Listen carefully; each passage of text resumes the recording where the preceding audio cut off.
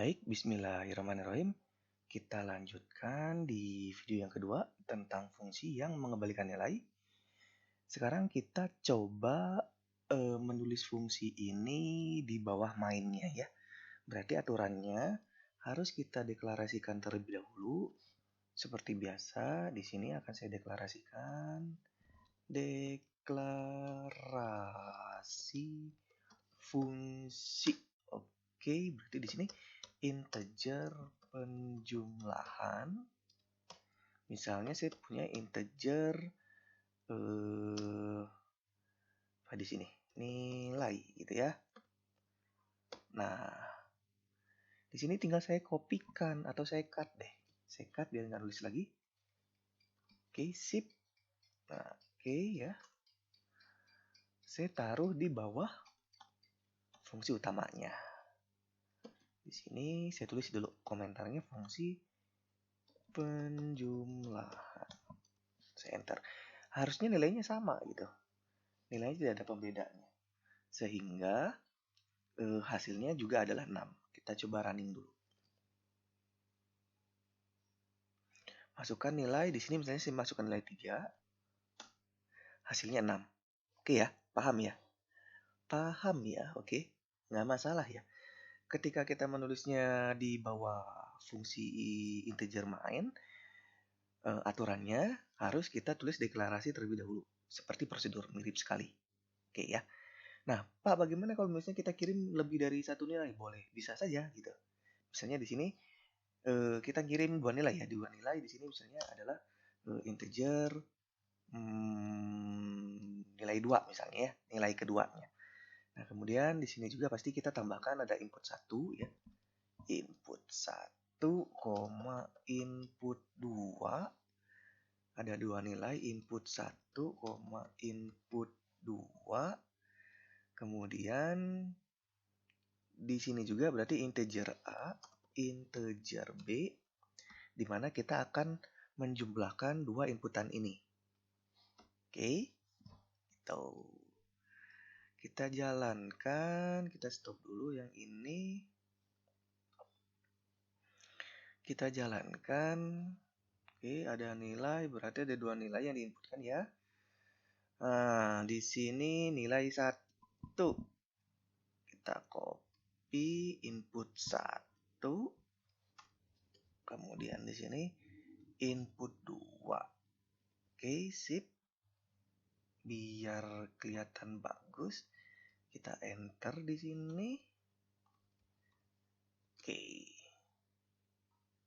Jalankan. Masukkan nilai 1. Misalnya di sini saya punya 2. Masukkan nilai 2, saya punya 3. Harusnya nilainya adalah 5. Oke, hasilnya adalah 5. No problem ya. Tidak bermasalah ketika kita lebih dari 1 nilai yang dikirimkannya. Sehingga di sini sudah kelihatan nih. Kita memiliki sebuah fungsi yang bisa kita gunakan berulang-ulang. Fungsi penjumlahan ini. Ada penjumlahan di bawahnya menggunakan 2 inputan lagi. Panggil lagi. Di bawahnya ada lagi. Panggil lagi dan seterusnya. Sehingga dia bisa mengembalikan nilai yang kita perintahkan ke dalam kelas pemanggilnya. Nah, ini kelas pemanggilnya nih. Oke, gitu. Nah, Pak, bagaimana kalau misalnya tipe datanya berbeda? Itu juga tidak masalah. Mirip sekali dengan prosedur gitu ya. Kalau tipe datanya berbeda tidak masalah, mirip dengan prosedur. Nah, itulah kelebihan dari fungsi di sini ya. Nah, Pak, kalau kita gunakan 2 fungsi yang berbeda, bisa juga. Contoh ya, saya kasih contoh di sini. Di sini saya punya fungsi lagi di sini ya. Karena saya menulisnya di bawah return, di bawah main, berarti saya deklarasikan dulu di sini.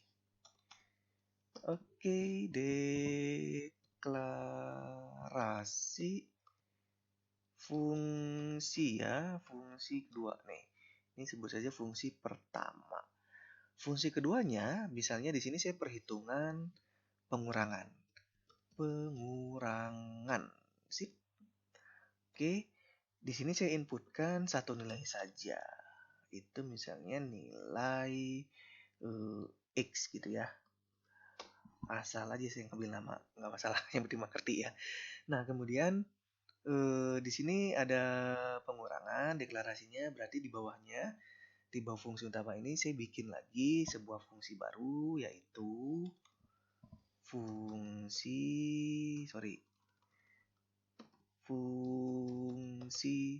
pengurangan. Oke. Integer pengurangan dalam kurung integer, saya kasih nama CD gitu ya. Oke, sip, mantap. Kita return dulu biar nggak lupa. Return, apa yang return? Kita bikin dulu di sini. Returnnya kita lihat di sini misalnya integer Z. Oke, ada sebuah pengurangan misalnya C, kita gunakan dua variabel lagi ya. C dikurang dengan D. Nah, gini. Berarti di sini ada dua variabel. Integer D. Oke. Di sini juga ada integer Z. Oke ya. Paham ya? Nah, sekarang kita tinggal bikin fungsi dari si pemanggilnya gitu ya. Oke. Saya tulis di sini deh. Di sini. Kalau di sini ada hasil 1 untuk penyebelahan, berarti di sini saya bikin hasil 2. Untuk pengurangan. Tapi ingin saya kombinasikan nanti di kelas di fungsi main ini, berarti ada hasil 3 gitu ya. Mudah-mudahan paham ya. Nah, di sini saya bikin hasil 2, ini hasil 1 ya. Akan saya panggil seperti yang tadi, pengurangan yang diinputkan, misalnya saya inputkan nilai yang sama nih. Saya inputkan nilai yang sama ya. Input 1, input 2. Oke. Sip. Nah, nanti di sini hasilnya akan saya kurangin. Hasil 1, akan saya kalikan. Hasil 1 dikali hasil 2. Karena akan saya kerjakan di sini. Inilah enaknya sebuah metode fungsi ya. Oke, secara logika kan berarti kalau saya inputkan di sini kita kasih nilai inputnya yaitu 2 ya. 2 dan 3. Berarti kalau kita jalankan penyebelahan, logikanya 2 ditambah 3 itu 5. Berarti hasilnya di sini akan menyimpan nilai 5 dari proses fungsi yang di bawah. Nah, kemudian hasil yang 2 ini, jangan 2 deh, nanti hasilnya minus. Saya inputkan nilai 3. Di sini adalah nilai 2. Berarti 3 nanti ditambah dengan 2, nilainya 5.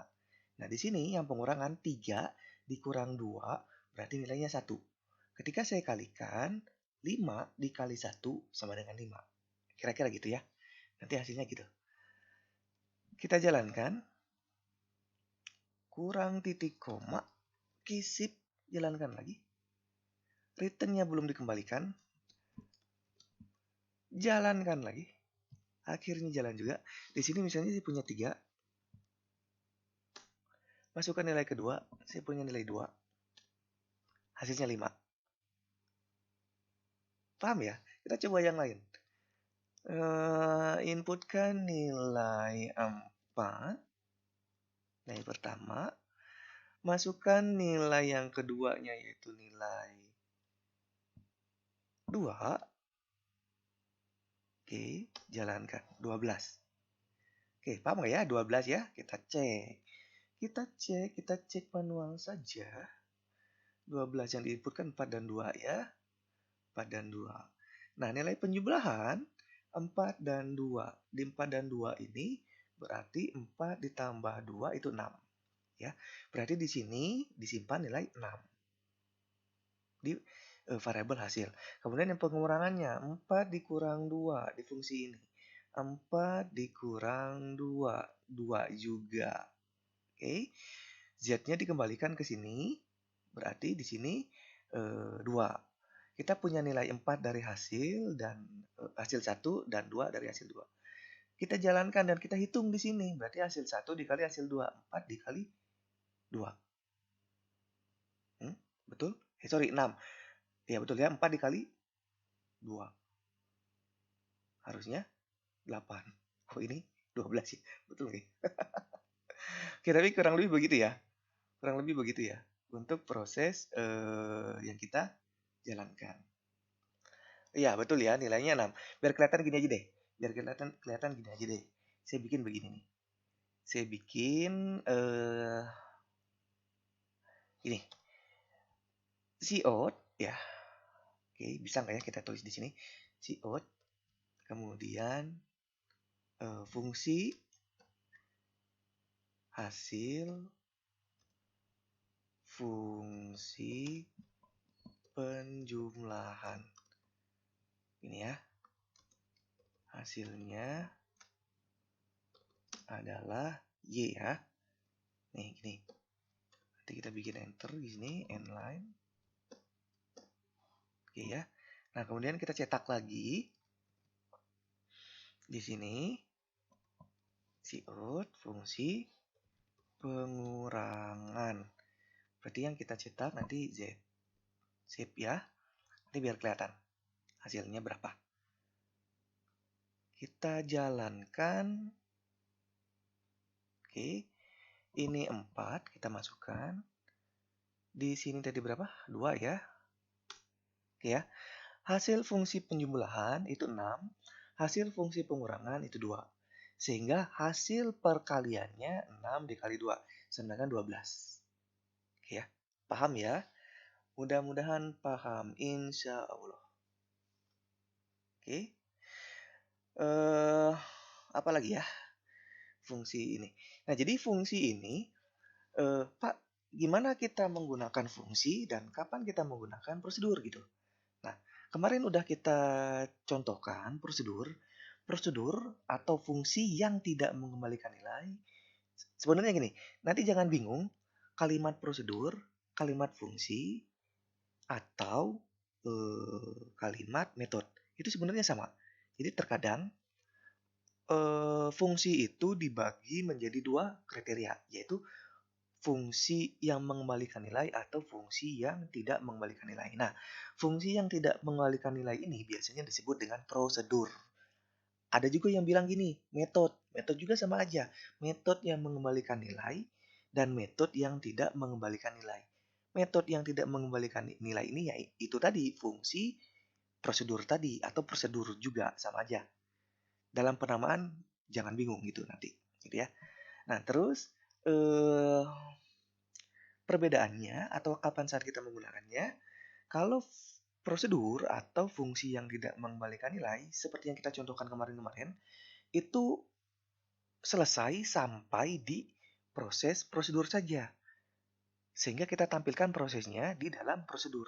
Tapi kalau fungsi, nah lihat di sini, bisa kita tampung nilainya, hasil pengelolaan dari penjumlahan, kita tampung kembali dalam fungsi main, fungsi utamanya yang memanggilnya, sehingga nilai 6 tadi bisa kita tampung sini, nilai 2 tadi bisa kita tampung juga di sini dalam proses pengurangan, dan kita lanjutkan ke proses yang ingin kita kerjakan selanjutnya. Gitu. Kalau prosedur nggak bisa. Di sini hanya bisa menggunakan sebuah fungsi. Dan fungsi tadi akan menghasilkan nilai baru dari hasil kali 1 dikali hasil kali hasil 1 dikali hasil 2. Maka menghasilkan nilai baru. Gitu kira-kira. Paham ya? Mudah-mudahan dapat dimengerti ya. Mudah-mudahan insya Allah. Nah, kira-kira begitu dari hasil pertemuan kita ini. Jika ada pertanyaan, tanyakan menggunakan WA atau di grup WA atau Japri dengan saya sama saja. Dan sekali lagi permintaan saya adalah mohon dicoba di rumah dalam hal fungsi ini sehingga mengerti dan dapat dicerna dengan baik antara perbedaan prosedur dan fungsi. Begitu ya. Saya ucapkan terima kasih dan Assalamualaikum warahmatullahi wabarakatuh.